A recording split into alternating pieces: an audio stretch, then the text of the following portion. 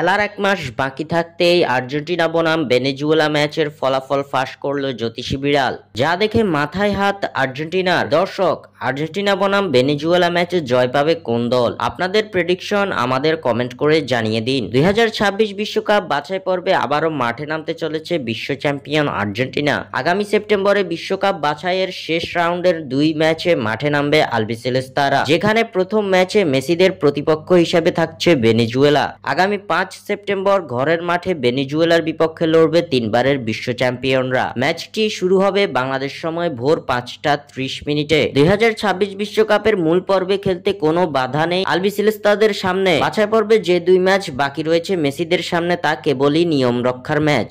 এখন পর্যন্ত কনমেবল অঞ্চলের বিশ্বকাপ বাছাই পর্বের পয়েন্ট টেবিলের শীর্ষস্থানটা দখলে রেখে দাপট দেখাচ্ছে আর্জেন্টিনা, যেখানে 35 পয়েন্ট নিয়ে সকলের ধরাছোঁয়ার বাইরে আছে তারা। এদিকে ভেনেজুয়েলার বিপক্ষে আর্জেন্টিনার মাঠে নামতে এখনো সময় বাকি প্রায় 1 মাস। তবে এর আগে এই ম্যাচের ফলাফল জানিয়ে দিল জ্যোতিষী বিড়াল। জ্যোতিষী বিড়ালের সামনে রাখা হয়েছিল 2 দেশের পতাকা, যেখান থেকে জ্যোতিষী বিড়াল বেছে নিয়েছে ভেনেজুয়েলার পতাকাকে। খেলার 1 মাস আগে জ্যোতিষী বিড়াল জানিয়ে দিল ভেনেজুয়েলার বিপক্ষে হারের মুখ দেখতে হবে আর্জেন্টিনাকে, যা দেখে মাথায় হাত আর্জেন্টিনার। স্বাক্ষর থেকে সাদবিন ইসলাম।